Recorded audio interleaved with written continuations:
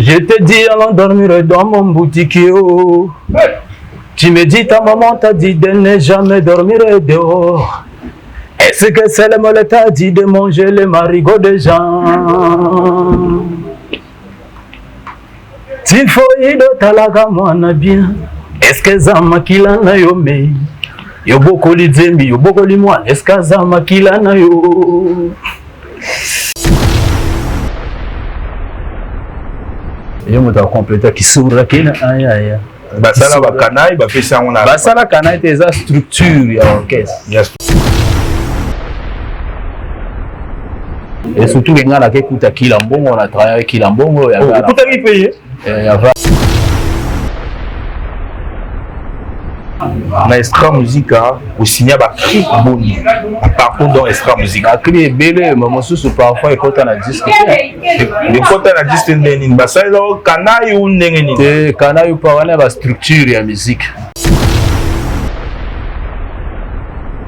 Sinon ngana yakaka kokanga trop ya biscuit na Chirac.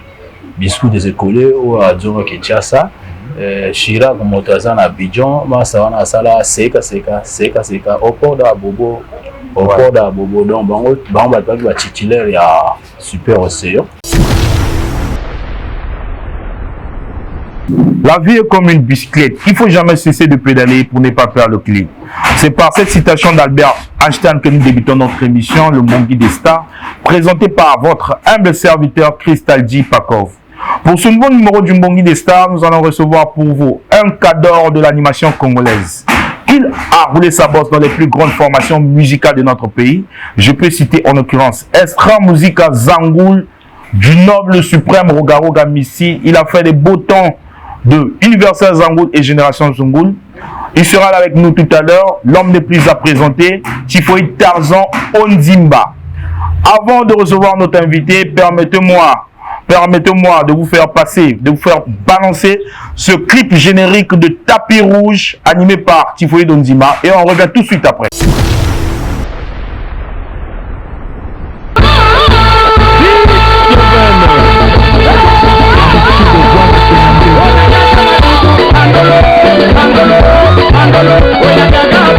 Ozana moi, Likabo, Pesae, c'est des généraux. À Outi Dubaï. Balobi à Outi Dubaï. Dubaï. Si côté mon a soki mongo ngango eza déjà papi Bastien a démontré hein.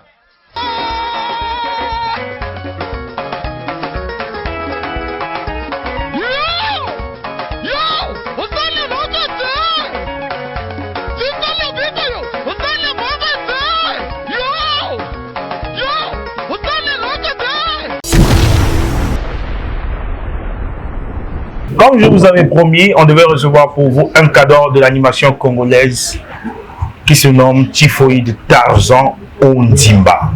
L'un des grosses pointures de l'animation congolaise en Mboka na biso isa Typhoïde. Bango ba marque histoire. Bonjour Typhoïde Tarzan. Bonjour grand prêtre. Ndene. Non, Savana, centenaire Savana. Ils ont un adage moko lobaka. Définition moko ya histoire. L'histoire est le récit des événements passés. Biso na émission na biso tozana ndinga na biso akosa makambo. Tozaka toujours na tendance ya ko rappeler bandimi ya émission de Mbongi des Stars bayeba parcours ya artiste musicien et bayeba vécu naé parce que Typhoïde on peut se le reconnaître que yo oza l'un des principaux figures et animation ya mboka na biso parce que bino bosala biloko o ekanga na lobita 3 fois parce que vous êtes toujours en actualité ça soki la beti tapis rouge lelo bato babinaka et ça toujours important na ko rappeler na bana lelo bayeba nani aza Typhoïde Tarzan. Merci le Paco. Voilà. Typhoïde aza artiste musicien congolais né à Pointe-Noire. Bon. J'ai commencé ma carrière bon na bomwa na ndenga ezala na bomwa na après bon na côté na comment qui semi professionnel c'est avec les vieux Samba Dio perd son âme après le Samba Joe na sala moi passage peut-être il y a 2 mois na Super Océan de Super Océan balamour extra musique parce que celui nous dit moi biloko wa moi na beaucoup de choses et aux amolai donc après Move Africa c'est vivacité mélodie de Samba Joe moi passage na Super Océan extra musique à Zangoul 5 ans d'extra musique à Zangoul 6 ans Universal Zangoul 4 ans Génération Universale et ça là qui a senga ba permission na comme peut-être kozala basé awa na Pointe-Noire.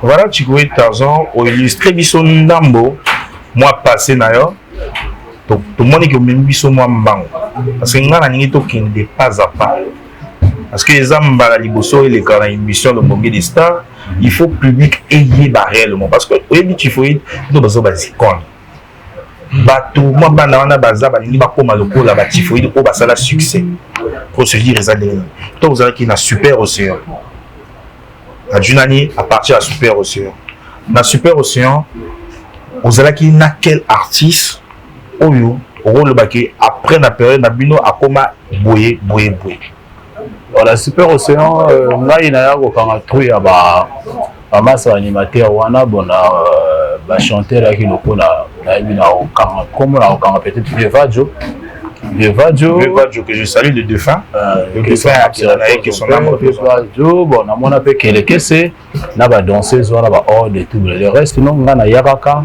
kokanga tru ya biscuit na Chirac biscuit des écoliers ou à Djongo Kinshasa Chirac motaza na Abidjan masa wana sala seka au port da Bobo donc bango ba titulaire ya Super Océan. Voilà, biscuit des écoliers ou akoma ki animateur ya Papa Wemba. Voilà, c'est toujours important de rappeler parce qu'on a pour la baie que Tifoïde a bêta na tel artiste n'importe quoi. Et puis au commune à Vieux Samba Joe. Non, de Samba Joe à Super Océan. De Samba Joe à Super Océan. Super Océan après Kenga Extra Musica. Extra Musica. On a côté de Romokangamanani, Extra Musica parce qu'aujourd'hui, Tifoïde Tarzan, vous allez qui révéler au grand monde la Extra Musica. Intégration dans une Extra Musica et les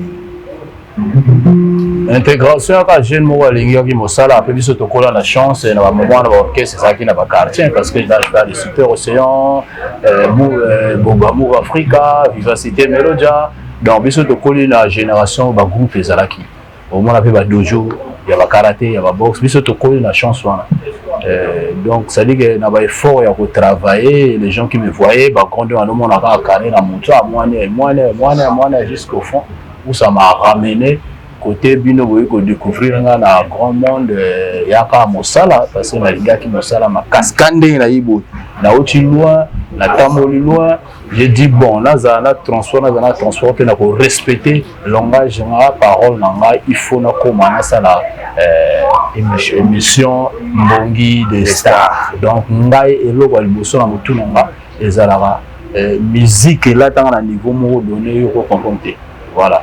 Donc là il est na artiste naza ndulicité peut-être que tant alors nduli c'est ça moto wana so ka poudre même baninga a romo pesa rombote na repona na artiste ça veut que à tout moment ceux qui a dit kamona nga mosala nanga si il y a le respect tu m'appelles je dois venir voilà tu fais Tarzan sinon des investigations na biso ndenge tout ça qui moi des investigations ninge ça a été nous rapporté bagi na biso que Tifoïde motaba gwa fort abetaka kindibu eloko moko ekanga mode qui a Tarzan wana euta wapi inspiration bon nga loisir nga ya cinéma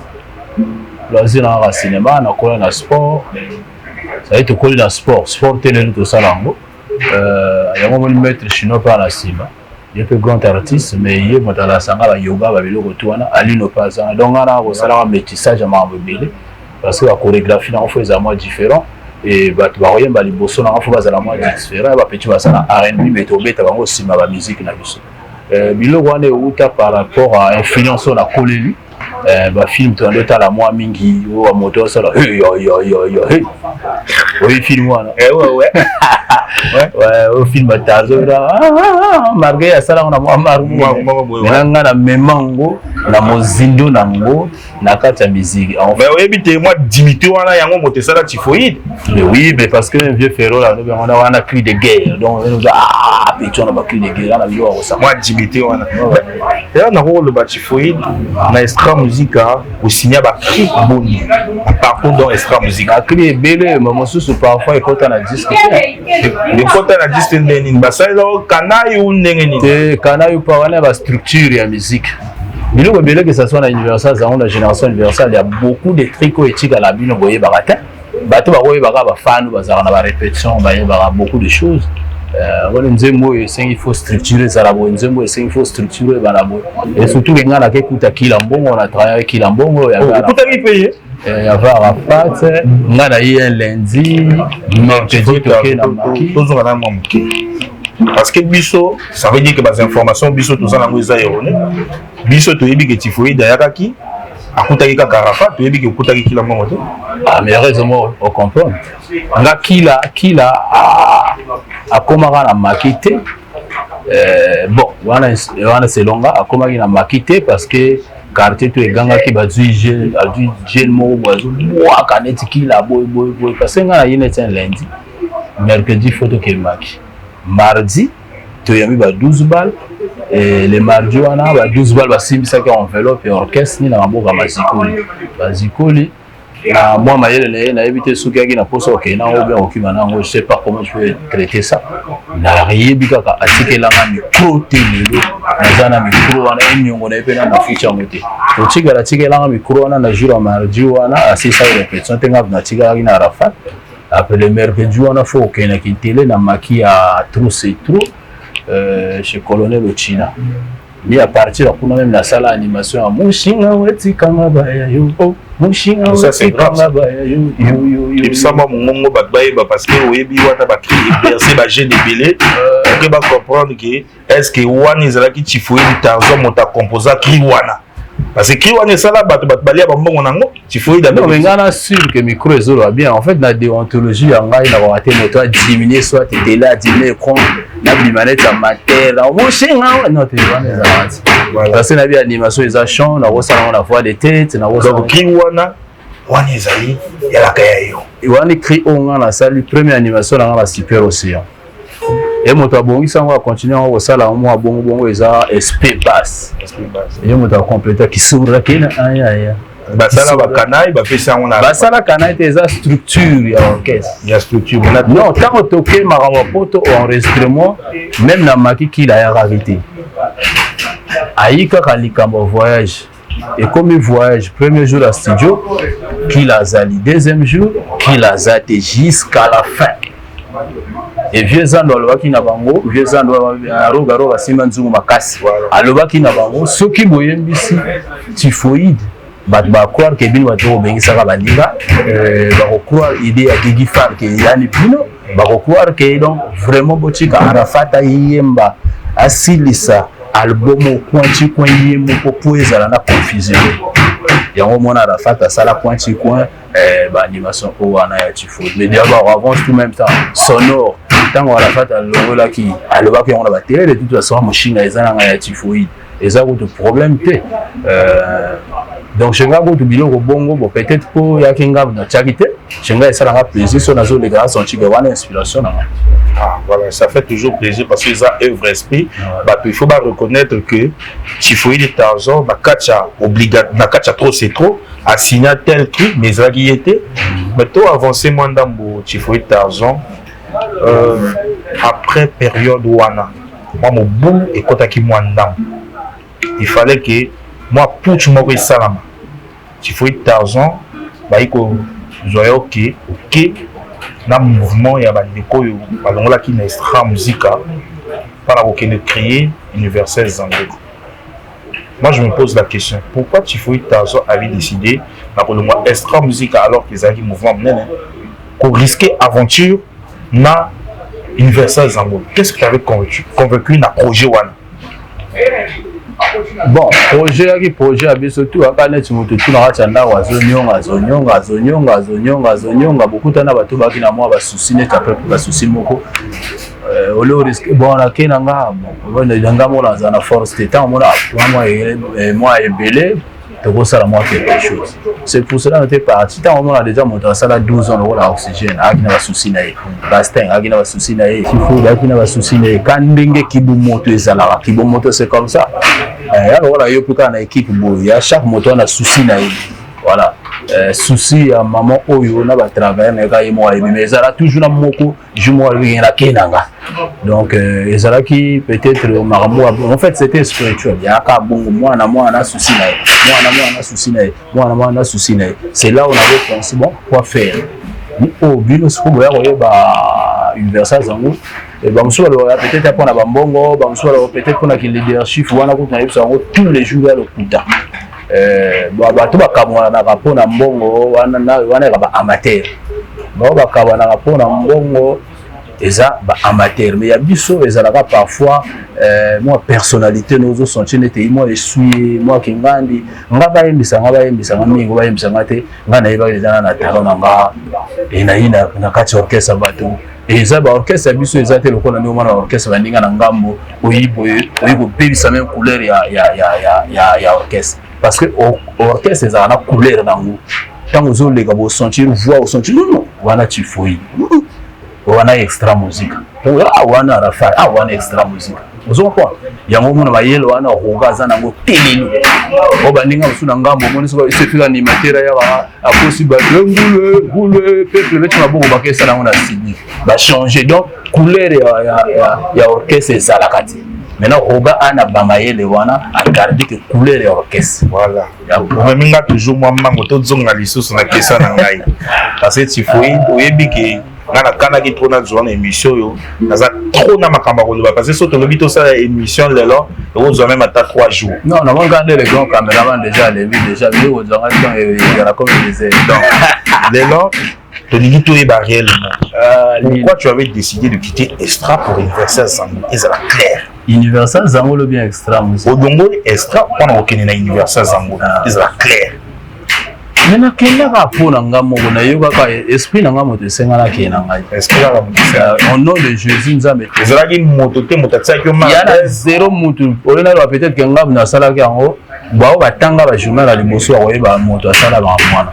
Yana mutu te, yana boss moko te asimba biso, yana donc biso na biso to décider que après à la veille à voyage, 3e jour à voyage.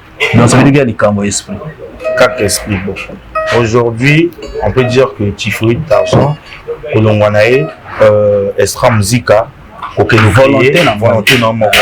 Parce qu'il y avait des amis qui étaient avec nous, les pitoches et puis un fiston, quand on va réfléchir, bah zonga kana ba. Mais dans quand il y a des investigations à Bisoto, on voit quand même bateau bazalaki tout autour il y a Pouchouana, Bisoto yoka pe sonore pas bazalaki na kati. Sonore qui n'a pas de mwana de. Azali na makamana. Zéro mutu na kati na ba mwana. Voilà. Il y a un pitoche na fiston. Junior Mikilis, il nous a répondu. Hein, Junior de Grand Mikilis, on a posé une question sur YouTube. Pour tout naso qui sonore abana makamwana depuis Kala. On a répondu question aux acteurs vivants. Il y a histoire wana. Comme on dit que l'histoire est le récit des événements passés, il faut toujours qu'on rappelle que Kotiaka Bato, la place na Rombaïba, Nanya Salanini, Nanya Zanani.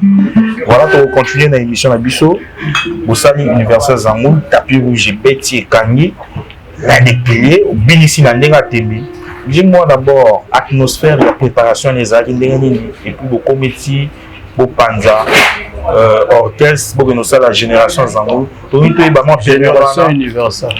Génération universelle, voilà, j'arrive.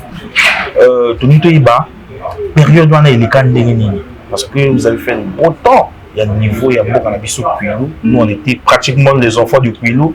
Bana Pointe Noire, Bana Fier, Nabenou. Par rapport, il y a des concerts, il y a des bêtas, il y a des messes de garnison, il y a des messes de garnison, messes de garnison, j'arrive. Nandenga Kanda. Mais après là, chute. Qu'est-ce qui n'a pas marché? Les Cambodgiens, Nenga le vino Yaraka, les Cambodgiens esprit. Yaraka, les Cambodgiens esprit.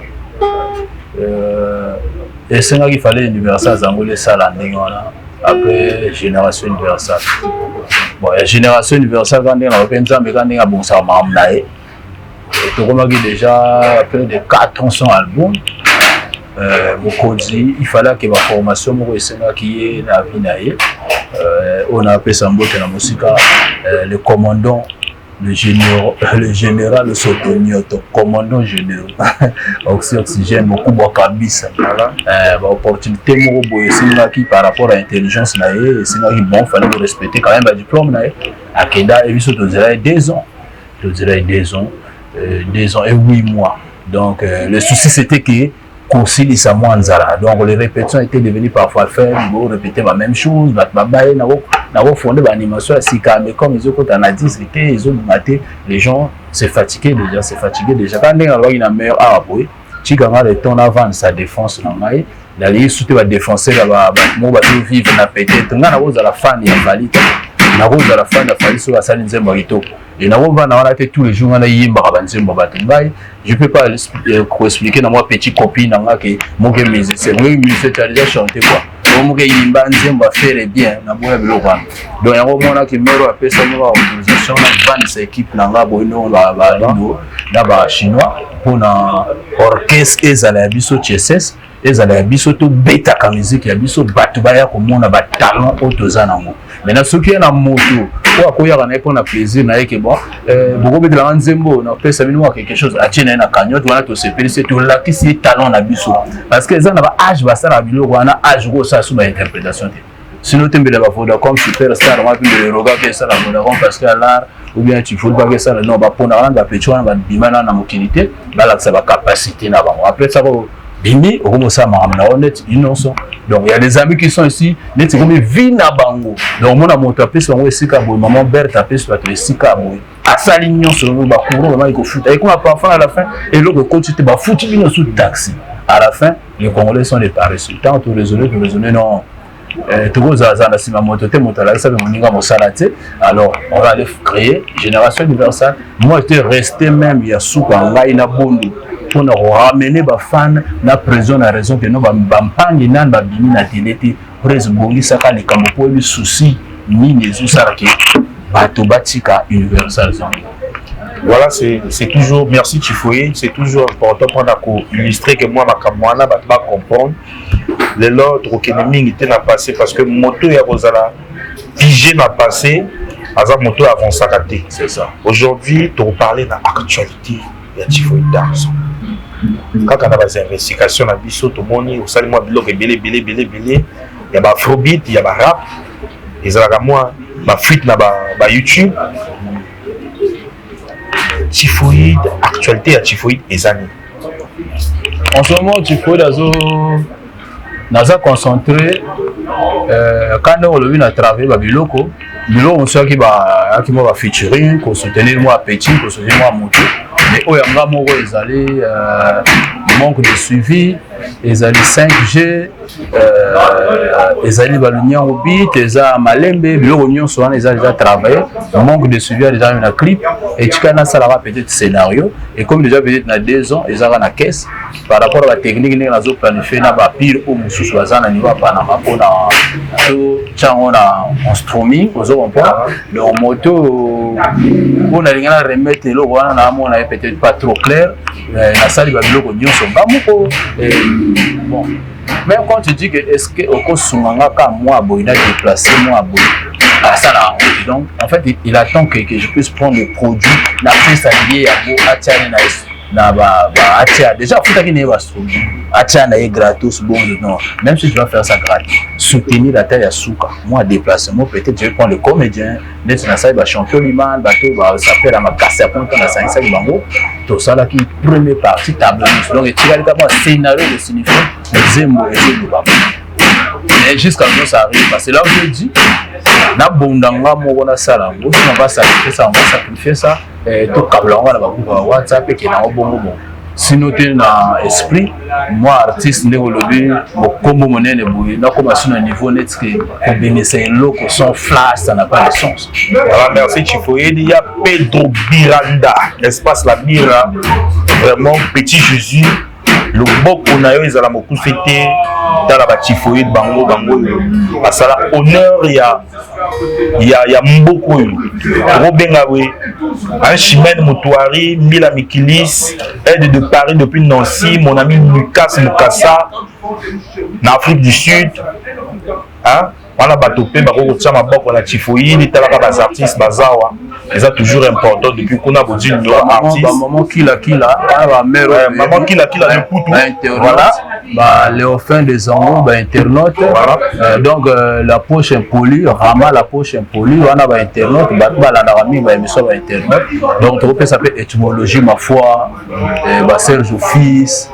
Source tabalada parce que même la rate va groupe yanga moko basana kati to rotine la rate de la bino ba lien boy ba ko na bamboti kaka et biso tozo reconnaître bino vous reconnaître que baninga c'est voilà menga na kota ki na YouTube na moni titre moko boye mon drapeau on appelle ça la titre à typhoïde na sepela nango mon drapeau ya titre ngai depuis 2018 et c'est les mêmes personnes là oyo atiaki yango même ya na mon drapeau ya na ligne de vie malgré na tiaki yango ka bongo ya ka premix parce que na sala guerre na ndo sala on a studio a petit moko boye Beli Sainte après la fin yaki na ba disque ya réserve te ya ko tiaka ba biloko na yi donc bien après tant na ko contrôler ko sala mixage à produit au Miromi a voyagé na disque na Braza disque baby ba donner na mai donc on a fait que schéma liboso tout ça là na pangi wana et sous la bongo ouais on comprend que donc là na mon drapeau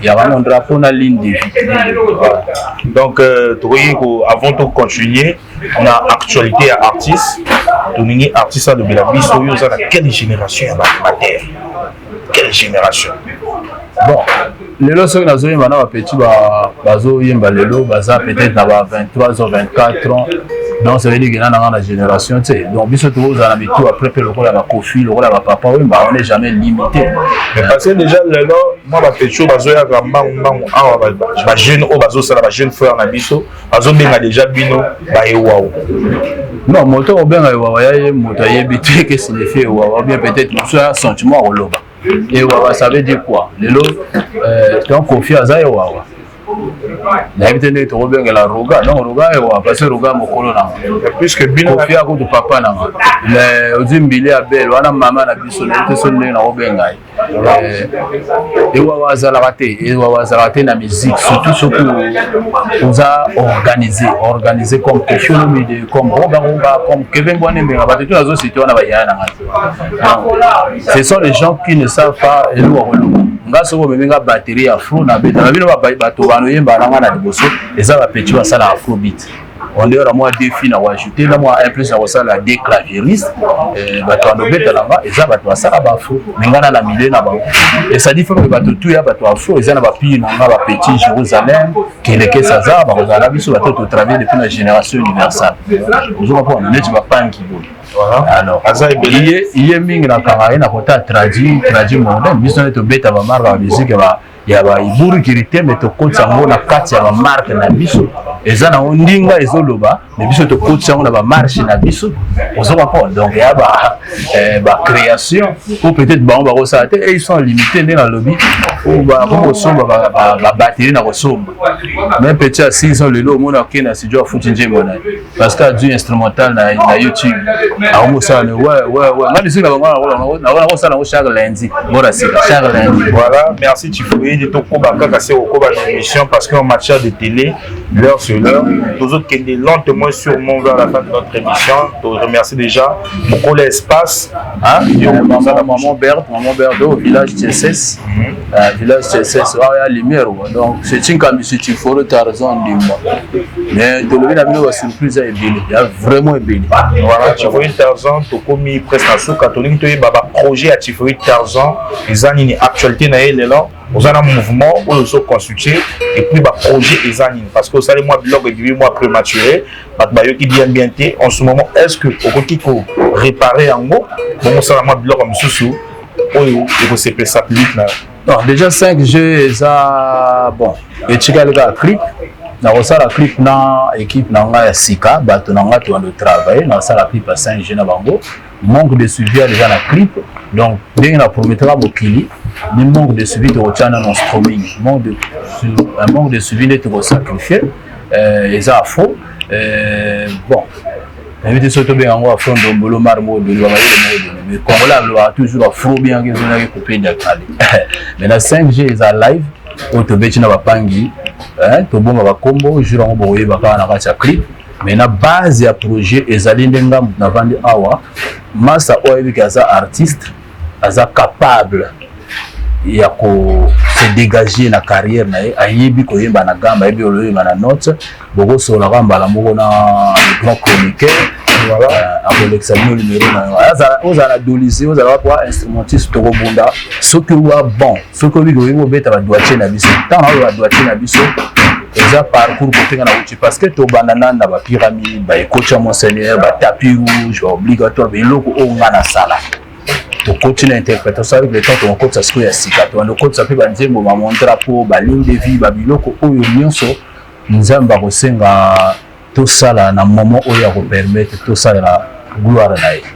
Voilà to copie presse parce que émission na biso ndenge artiste auti koloba bozo numéro bobenga pona ba oyo ba ningi ba intégrer team ya Tifodi Tarzan numéro eza na Sewana ezali 06 478 46 72. On a répété 06 478 46 72. Pour na pe ba oyo ba ningi ba sala promotion na ba espace na bango.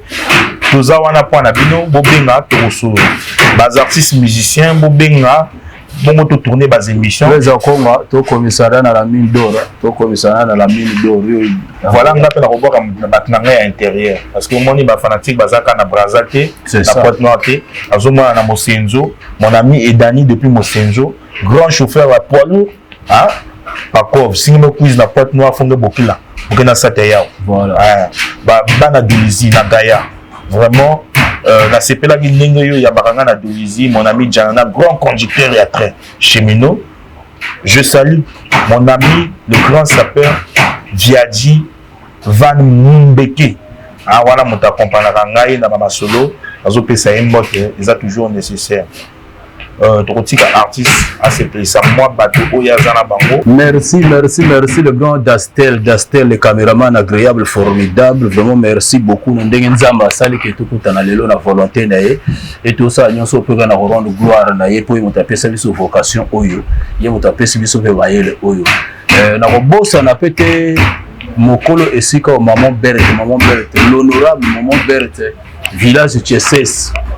TSS musique eza aona bosa ni pete petit na musique papa mandefu na moni papa mandefu libanga na yango wana Bob Jigans na ba chinois na ngaba na sima alino apizaza mardo la micro raté mais voilà to combattant pour na équipe ya Tifuru Tarzan Motutu le grand drummer na bosa ni se babas na bosa ni te petit na ngaba clavier Claude na Jodel bobonga maka malembe to zela si vitesse azoyaka bakita na mabele poto vandisa indusa to sala makambo nanu sala na Pointe Noire te pour petit Bob Jigens alinga tia mbanga te na Vietnam na ye ba compresseur ke mande fondé comme ndam donc grand chroniqueur mingi nzamba remercier yo na ndingo reconnaître nga soit les gens biso ba wawa ya gravir ndingo reconnaître artiste na yo. Voilà. Nzambe pas sali okotika na ba archive vina mobimba. Donc vraiment c'est un joli cadeau pour moi. Koye ba kosala émission ba kotala na Dolizi ba kotala na monde entier. Na pesi sumbo te kaka Santou la marraine, la marque Santou mbote pour na bino bato a poto et au fait masambe Zangoul, PJ Lunyangu agréable volontiers Yamba formidable toute la famille vénérable maître toute la famille 5G. Ah, on voit ici en quoi. Pour na babanga na suki wana na lobaki na bino eloko moko boye. Bolona pour na bozwa lifuta. Lifuta libanga ezala toujours important. Carmelo Mungenge, Morel Saya, Sir Royas. Nous sommes jusqu'à la fin de notre émission. On se retrouve au prochain numéro. Mais avant, pardon. Le maire le maire. Tout est sur un mode. Je te dis à l'endormir dans mon boutique. Tu me dis, ta maman t'a dit de ne jamais dormir dehors. Est-ce que seulement elle t'a dit de manger les marigots des gens? Tifoïde talaga mwana bien. Est-ce que zama kila na yo me? Yo boko li zembi, yo boko li mwana. Est-ce que zama kila na yo? Maman tala tifoïde le loi ke ina oxygène le loi na ni mama na bana. Wai walolo yo bundumba pe mae. Mbongi de star. Bundumba botika. Tu as promis de payer mon argent aux camarades. Mais je viens chez toi, tu me dis de venir demain. Je viens demain, tu me dis de venir le lendemain. Oh, moi qui viens le lendemain, tu me dis de repasser le soir. Je viens le soir, tu as bloqué ta maison. Oh, je te croisais en Mbongi des stars, accompagné de ton kidongolongo. Je voulais te taper bandeko, voire même te déshabiller. Tu l'as déjà, mingi, eza mokete, mokepe eza mingi te, ndambone moteza mayele. Totiki onyon sur la fanatique ya Mbongi des stars, émission de Oyonde, Oyo Tokoche la miso, émission de Oyonde, Obatetu Barolanda, mais village TSS. Bafongola qui en déjà, bafongola qui en déjà. Donc surprise ezali bongama à chaque fois tout le coup dans le village TSS. C'est fait déjà maman Berthe, maman Marie, je vous salue, agréable. Merci, nous sommes à la fin de notre entretien avec notre artiste. On se retrouve au prochain numéro.